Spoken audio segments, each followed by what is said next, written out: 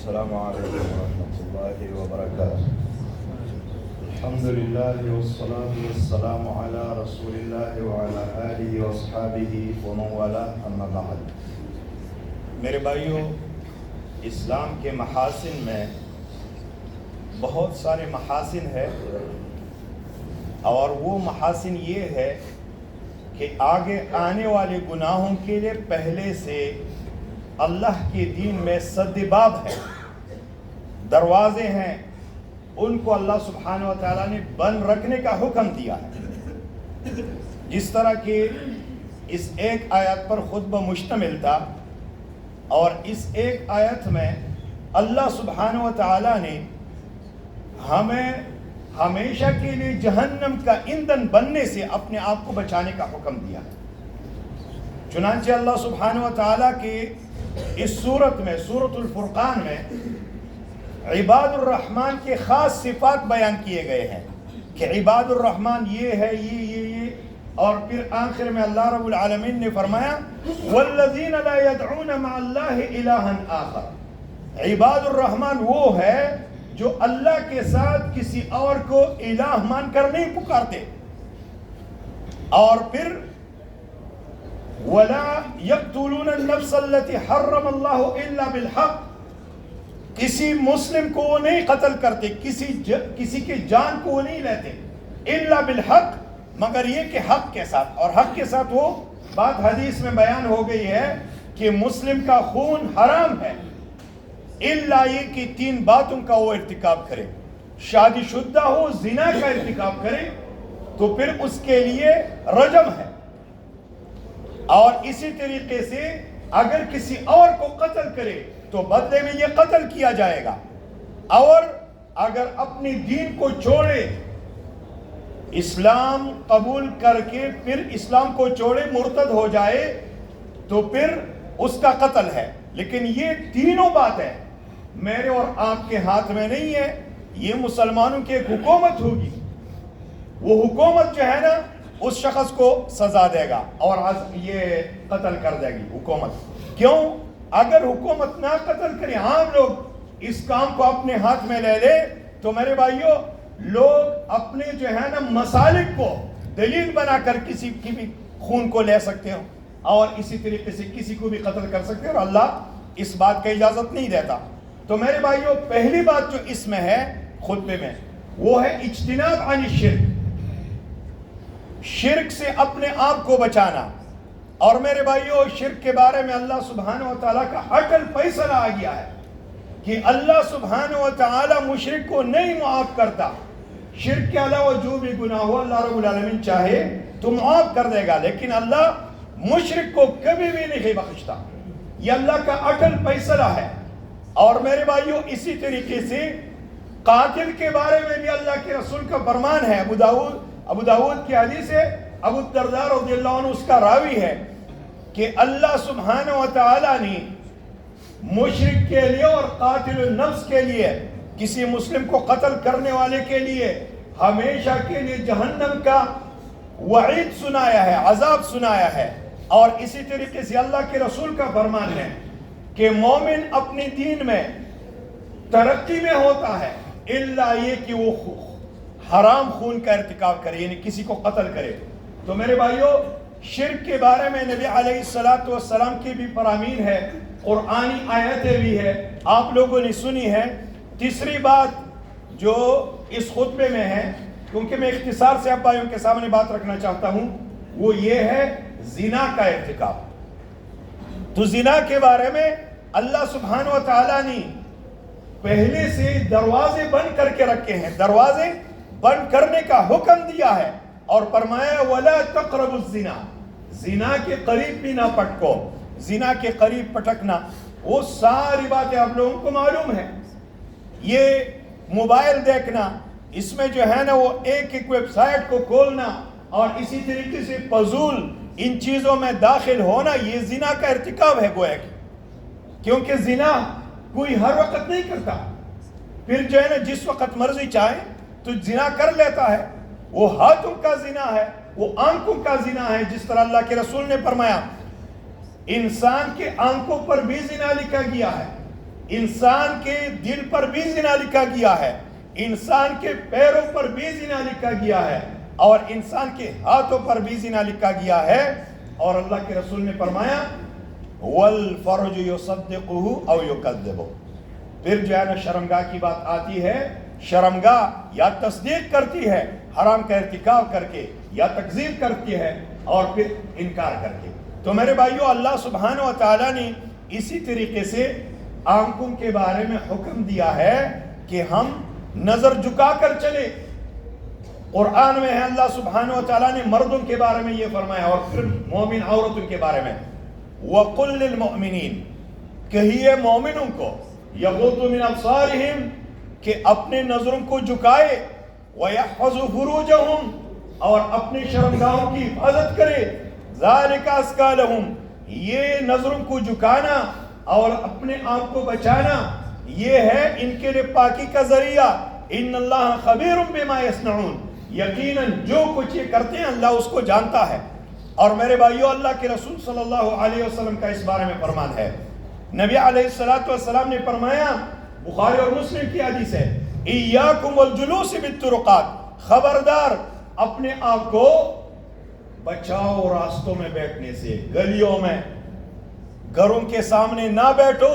صحابہ کرام نے عرض کیا اللہ کے رسول ہمارے حاجات ہوتے ہیں، کیونکہ اس وقت اس زمانے میں دکانیں نہیں ہوتی تھی، اس طرح دکانیں ہوتی تھی لیکن عام لوگ بھی اس طرح کرتے تھے کہ بھائی میرے گھر میں کوئی چیز ہے اضافی، میں نے وہ دروازے کے پاس رکھ دیا، وہ بیچ دیا اور دوسری چیز میں نے خرید لی۔ اس طریقے سے یہ بھی وہ دکانداری کرتے تھے اس طرح۔ اور یہ ابھی جو ہے نا اس دور تک یہ چھوٹے چھوٹے گاؤں میں یہ بات ہوتی تھی۔ تو نبی علیہ السلام سے انہوں نے عرض کیا لا بد من مجالسنا نتحدث فیہا، اللہ کے رسول ہمارے کبھی ضروری باتیں ہوتی ہے، ضروری کام ہوتے ہیں تو ہمیں لابودی ہے، یعنی اپنے آپ کو نہیں بچا سکتے۔ نبی علیہ السلام نے فرمایا جب اپنے آپ کو نہیں بچا سکتے فآتوا الطریق حقہ، تو پھر راستے کی حقوق ادا کیا کرو۔ صحابہ کرام نے عرض کیا ہے؟ نبی علیہ السلام نے پہلی بات جو کی ہے غض البصر، آنکھوں کو جھکانا، نظروں کو جھکانا، وکف الاذى اور اسی طریقے سے تکلیف دہ چیزوں کو ہٹانا، والامر بالمعروف والنہی عن المنکر، راستے میں بیٹھے ہو تو امر بالمعروف نہی عن المنکر کا فریضہ ادا کرو تاکہ مسلمانوں کے گھر بھی عزت نہ ہو جائے، کسی کی بیٹی، کسی کی بہو، کسی کی بیوی وہ بھی عزت نہ ہو جائے۔ اور پھر آخر میں اللہ کے رسول نے فرمایا ورد السلام، کوئی سلام کرے تو اس کا جواب دیا کرو۔ پہلی بات جو اللہ کے رسول نے کی ہے اس حدیث میں غض البصر، آنکھوں کو جھکانا، نظروں کو جھکانا۔ میرے بھائیو، کسی نے بڑی حکمت کی بات کی ہے کہ تمام مصیبتوں کا جو سر ہے نا وہ آنکھیں ہیں۔ النظر اصل المصیبت التي تصیب الانسان، انسان کو جتنی بھی مصیبتیں پہنچتی ہے وہ بد نظری سے پہنچتی ہے۔ فالنظرۃ تولد الخطرہ، نظر لگنے سے جو ہے نا خیالات پیدا ہو جاتے ہیں۔ ثم تولد الخطرۃ فکرہ، اور پھر خیالات سے جو ہے نا مختلف کے افکار اور سوچ پیدا ہوتے ہیں۔ اور والفکرۃ تولد الشہوہ، پھر جو ہے نا مختلف افکار کے بعد شہوات پیدا ہوتے ہیں۔ اور ثم تولد الشہوۃ ارادہ، اور پھر جو ہے نا شہوات سے ارادے پیدا ہو جاتے ہیں۔ فتصیر عزیمۃ جازمہ فیقع الفعل ولا بد ما لم یمنع منہ مانع، پھر جو ہے نا وہ شہوات ارادے پیدا کرتی ہے اور ارادہ پھر پختہ ہو جاتا ہے، اور پھر لابودی ہے اس حرام کام سے کی جس میں وہ پڑ جائے، الا یہ کہ کوئی قوی مانع ہو۔ قوی مانع اللہ کا خوف ہے، قوی مانع آنکھوں کا جھکانا ہے، قوی مانع قیامت کی دن اللہ رب العالمین کے آگے حضوری ہے۔ تو میرے بھائیو، نبی علیہ السلام نے جو بات ارشاد فرمائی ہے کہ آنکھوں کو جھکاؤ، یہ سارے امراض اور مصیبتوں کے بند کرنے کا ذریعہ ہے اور دروازہ ہے، اس کو بند کرنے کا حکم دیا ہے اللہ کے رسول نے۔ میرے بھائیو، اس بات پر میں بات کو ختم کرتا ہوں، اس آخری بات پر دیکھیے، اگر انسان اپنے نظر کو غلط استعمال نہ کرے، وہ جو شہوات یا افکار ہے وہ تو دور کی بات ہے، وہ تو الگ بات ہے. عام دنیا میں جو ہماری زندگی گزرتی ہے، قرآن میں اللہ رب العالمین نے فرمایا، سورۃ الکہف آپ لوگوں نے پڑھی ہوگی بہت سارے بھائیوں نے، اِنَّا جَعَلْنَا مَا عَلَى الْأَرْضِ زِينَةً لَهَا لِنَبْلُوَهُمْ أَيُّهُمْ أَحْسَنُ عَمَلًا وَإِنَّا لَجَاعِلُونَ مَا عَلَيْهَا صَعِيدًا جُرُزًا. یقیناً جو کچھ بھی روئے زمین پر ہے یہ سب اس کے لیے زیب و زینت ہے، تاکہ ہم تم کو جانچے کہ کون اس زیب و زینت کے پیچھے بھاگتا ہے اور کون اللہ کی طرف لپکتا ہے. اور یہ بات بھی یاد رکھو کہ ہم نے اس زیب و زینت کو ایک دن چٹیل میدان بنانا ہے. یہ سورۃ الکہف کی ابتدائی مقدمے کی بات ہے. تو میرے بھائیو، اگر انسان اپنی نظر کو جھکائے رکھے اور محفوظ اس کی حفاظت کرے، کسی کے زمین پر اس کی نظر نہ پڑے، تو دل میں جو ہے نا زمینوں کے خواہشات نہیں پیدا ہوں گے، حسد پھر نہیں پیدا ہوگی کہ بھائی اس کی ہے میری کیوں نہیں. اسی طریقے سے کسی کے بنائے ہوئے بڑے بڑے گھر پر جو ہے نا للچاتے ہوئے نظروں سے نظریں ڈالو تو ضرور بے ضرور دل مریض ہو جائے گا، حسد کا مریض ہو جائے گا، عداوت کا مریض ہو جائے گا، دنیا کا جو ہے نا لالچی بن جائے گا. کیوں؟ آپ کو اللہ نے نہیں دے رکھا اور اس کو اللہ نے دے رکھا ہے. اگر آپ اپنے نظروں کا حفاظت کرتے، آپ دل کے حوالے سے، ذہن کے سوچ کے حوالے سے اس بلڈنگ والے سے اور گھر والے سے بہتر ہوتے. تو میرے بھائیو، یہ دنیا کی بات ہے، یہ دنیا کی بات ہے. اگر کسی کی گاڑی کو دیکھو اور پھر للچائی ہوئی نظروں سے دیکھو تو ضرور بھی ضرور دل میں حسد، کینہ، کپٹ اور یہ للچائی نظروں سے سب کچھ امراض آتے ہیں. تو یہ بھی جو ہے نا اس طرح کی بات نہیں ہے کہ صرف عورتوں کو نہ دیکھو اور امرد لڑکوں کو نہ دیکھو، بیریش لڑکوں کو نہیں.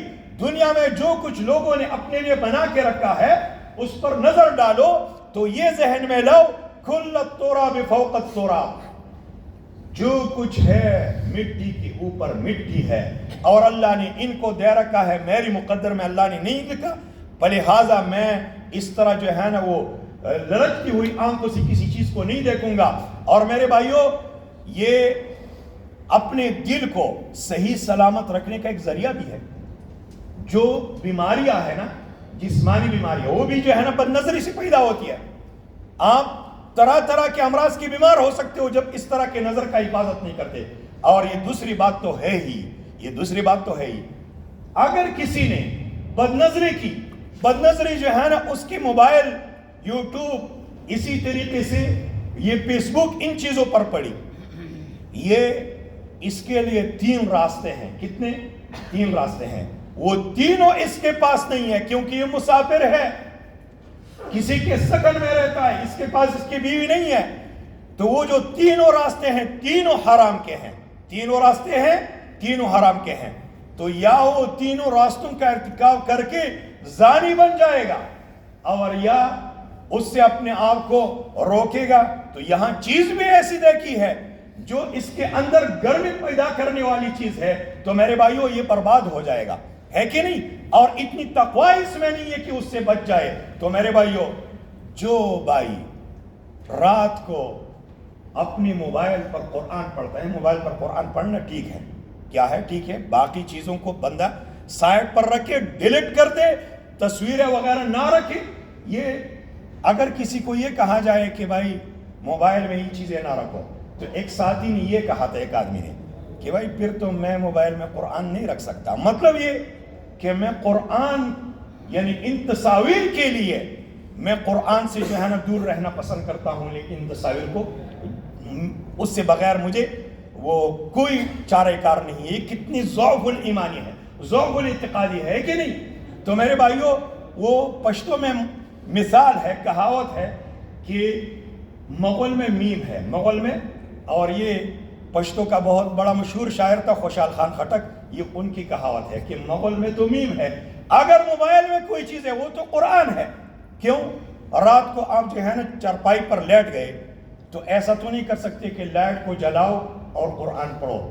ہو چاہیے کہ ہمارے سروں کے اوپر جو ہے نا کوئی طاق ہو، کوئی اس طرح جو ہے نا دولاب ہو، اور اس میں جو ہے نا ہمارے لیے دینی کتابیں ہوں، اس میں قرآن ہو سب کے اوپر. اور رات کو سونے سے پہلے میں 4، 5، 6، 10 صفحات قرآن کی تلاوت کروں، ترجمہ سمیت 2 آیتیں بھی کافی ہے. اسی طریقے سے کچھ صورتیں ہیں مسنون، میں وہ تلاوت کروں. الف لام میم سجدہ ہے، سورۃ الملک ہے، اور سورۃ البقرہ کی آخری 2 آیتیں ہیں وغیرہ. تو یہ چاہیے کہ میں یہ تلاوت کروں. لیکن دوسرے بھائی کو ٹینشن میں ڈالوں گا کیونکہ وہ لائٹ میں جلا کے رکھوں گا، اس کے بغیر تو میں قرآن نہیں دیکھ سکوں گا. تو موبائل میں تو خود بخود لائٹ موجود ہے، موبائل میں خود بخود لائٹ موجود ہے. تو آپ نے جو ہے نا موبائل میں قرآن پڑھ لیا، موبائل میں قرآن پڑھ لیا. یہ بہت بہترین بات ہے، یہ بہت بہترین بات ہے. اور اگر آپ قرآن پڑھو گے اور پھر جو ہے نا قرآن پڑھتے پڑھتے آپ کو نیند آ جائے گی، کل کو آپ خالی و ذہن ہو کر اپنے کام پر جاؤ گے، ڈیوٹی پر جاؤ گے. اور جو لوگ ان چیزوں میں مبتلا ہوتے ہیں ان کی زندگی یہاں اجیرن ہو جاتی ہے، تنگ ہو جاتی ہے، اور آخر کار ملک جا کر وہ کئی بربادیوں کی شکار ہوتے ہیں. جس کے لیے اس نے شادی کی ہے کہ اللہ مجھے اولاد دے، پھر تو اولاد کا جو ہے نا وہ صرف متمنی اور خواہش والا رہ جاتا ہے کہ علاجوں کے بعد اکثر اس کو اولاد ملتی ہے، نہیں تو نہیں ملتی. یہ ایک بات ہو گئی. اور کسی کی بہو بیٹی کو، کسی کی بیٹی کو، کسی کی بہن کو آپ نے جو ہے نا اپنے لیے بیوی بنا کر لایا، لیکن تم نے اس کے حق کو برباد کر کے رکھ دیا ہے، اور قیامت کے دن اس امانت کے بارے میں تم سے پوچھا جائے گا. تو میرے بھائیوں، جو لوگ قرآن کے ساتھ شغف رکھتے ہیں، آنکھوں کا حفاظت کرتے ہیں، تو صرف قیامت کے دن کی بات نہیں ہے، دنیا میں بھی اللہ سبحانہ و تعالیٰ ان کو ایمان سے مالا مال کرتا ہے اور امانت کو عطا کرنے والا بنا لیتا ہے. اور اگر اس نے اپنی بد نظری کو، یعنی آنکھوں کی حفاظت نہیں کی، بد نظری کے راستے کو اپنایا، تو میرے بھائیوں آخرت کا معاملہ آخرت کا ہے. دنیا کا معاملہ وہ ایسے معاملات ہے کہ ہم آپ کو بتا نہیں سکتے. ہمارے پاس کئی لوگ آئے ہیں اور پھر جو ہے نا اس طرح کے، یہ دیکھیے میرے بھائیوں، یہ جو ذہن ہے نا، ذہن اس میں تصویریں آ جاتی ہے، یہ پھر ڈیلیٹ نہیں ہوتے، یہ پھر ڈیلیٹ نہیں ہوتے، بلکہ یہ تصورات بن کر اس کی زندگی کا حصہ بن جاتی ہے یہ تصویریں. الا یہ کہ بہترین طریقہ، جب بھی آپ کے ہاتھ اٹھے اور قرآن کو کھولے تو یہ جو قرآن کے نقوش ہے نا، قرآن کے صفحات، یہ آپ کے ذہن پر نقوش بن کر وہ ثبت ہو جاتے ہیں، اور ثبت ہو جانے کے بعد اللہ سبحانہ و تعالیٰ آپ کو اس بیماری سے وہ دور کر دیتا ہے. ورنہ میرے بھائیوں دنیا میں ہمارے پاس کئی لوگ آئے ہیں اور پھر جو ہے نا کہاں جاتے ہیں. یہ بات حیا کی دیوار کو میں جو ہے نا پلان کر آپائیوں کے سامنے ایک بات رکھوں، وہ یہ کہ پھر طرح طرح کے لوگوں کے پاس، لٹیروں کے پاس جاتے ہیں، اور آپ لوگوں کو نہیں معلوم کہ انسان کے جو ہے نا لوٹی ہوئی جو طاقت ہوتی واپس نہیں آتی، الا یہ کہ اس کے جسم میں اللہ نے 60 سالہ زندگی تک جو گرمائش رکھی ہے وہ 40 سالہ زندگی میں جو ہے نا وہ واپس کر دیتا ہے اور جلدی میں لے آتا ہے، اور آخر کار جو ہے نا برباد ہو جاتا ہے. یہ آپ لوگوں نے جو ہے نا میڈیکل پڑھ لیا ہوگا بہت سارے ساتھیوں نے، بلکہ یہ تو ابھی عام باتیں ہیں. یہ جو اسٹیرائڈ ہے اس کو گول گول کر اور پیس کر جو ہے نا وہ گوڑ میں اور اسی طریقے سے شکر میں اور گلوکوز میں جو ہے نا ملا کے اس کی طرح طرح کی گولیاں بنا لیتے اور برباد ہو جاتے لوگ. اور پھر اس سے لابودی ہوتی ہے، کیونکہ اس کی زندگی کا جو مقصد ہے اس میں تو ایک شادی بھی ہے نا. فیس بک دیکھنا تو اس کی زندگی کا مقصد نہیں ہے، یوٹیوب دیکھنا تو اس کا زندگی کا مقصد نہیں ہے، ویڈیوز دیکھنا تو اس کی زندگی کا مقصد نہیں ہے. اس کا زندگی کا مقصد تو یہ ہے کہ میں اپنی ماں کو خوشی دلاؤں شادی کر کے، بہنوں کو خوشیاں دلاؤں شادی کر کے، اپنے والد کو خوشی دلاؤں شادی کر کے. تو میرے بھائیوں پھر جو ہے نا وہ دن آ جاتے ہیں جس سے اللہ سبحانہ و تعالیٰ ہر مسلم کو، کیا کافر کو بھی اللہ رب العالمین اس سے محفوظ رکھے. اللہ سبحانہ و تعالیٰ سے دعا ہے یہ جو خطبے میں 3 وعیدیں بیان ہوئے ہیں، اللہ سبحانہ و تعالیٰ ہمیں ان تینوں سے اپنے آپ کو بچانے کی توفیق عطا فرمائیں. وصلی اللہ وسلم وبارک علی نبینا محمد وعلی آلہ وصحبہ اجمعین. والسلام علیکم ورحمۃ اللہ.